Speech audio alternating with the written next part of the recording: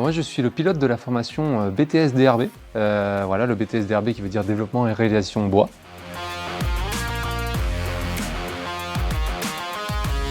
Alors les modules de formation, on va avoir tout d'abord encore des matières générales de type français, mathématiques, sciences physiques. Mais on peut aussi avoir des matières techniques, bien entendu, c'est un brevet technicien. Et là, on va avoir de la méthode de production, de l'organisation, de la mécanique, l'ensemble de matières techniques finalement pour former un bon technicien BTS DRB. C'est ouvert potentiellement à tout le monde.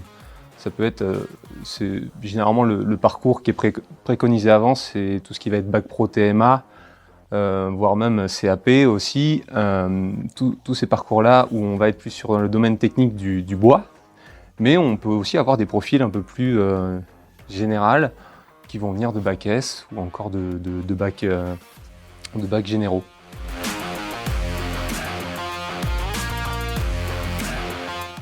Donc effectivement, le BTS DRB, c'est un BTS en apprentissage et du coup, on va avoir des sessions de 2 semaines en entreprise et 2 semaines en centre de formation. Donc en centre de formation, on a justement une plage horaire de 35 heures par semaine où là, on va avoir tous les modules que je vous ai parlé juste avant, les modules techniques et les modules aussi généraux. Alors, si on regarde les années antérieures, pour vous dire aussi, moi aussi j'ai déjà fait le BTS DRB, ce qu'on a, on a vraiment 2 axes qui plaisent aux apprenants. Ça va être le côté conception sur logiciel, en l'occurrence nous on conçoit sur TopSolid, et on va avoir cet axe aussi qui va vraiment plaire aux apprenants, c'est vraiment la conception avec les normes, la mécanique, et tout ça réalisé sur ce logiciel TopSolid. Donc ça c'est vraiment un axe qui plaît aux apprenants. Et on a un deuxième axe aussi, c'est tout ce qui va être usinage, finalement, ou programmation même, où là, on va travailler avec, vous voyez là, nos commandes numériques, qui sont autour de moi, et on va travailler sur des logiciels comme AlphaCam ou WoodWop, donc des logiciels qui permettent de programmer directement sur des programmes d'usinage sur les commandes numériques, et ça aussi, c'est un axe qui plaît bien aux apprenants.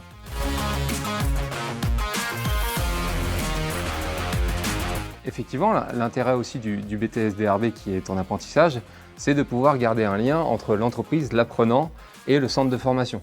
C'est-à-dire qu'en voyant les modules techniques, on va essayer de garder une relation avec leur entreprise, de recueillir leur expérience et de pouvoir s'en servir directement dans la formation.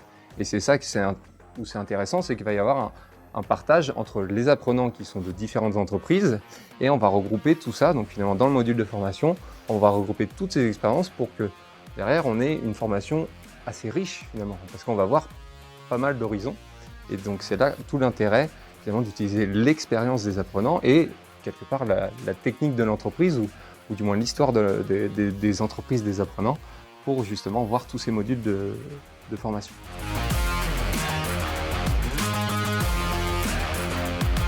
Alors les atouts, déjà, c'est ce que vous voyez autour de moi, c'est l'atelier, le parc machine, qui est plutôt important et si vous avez la chance de le visiter, vous plaira, c'est sûr. On peut voir la Rover, la Homag, voilà, des belles bécanes et que vous pourrez utiliser justement tout le long de la formation. Je dirais aussi pour ces formateurs.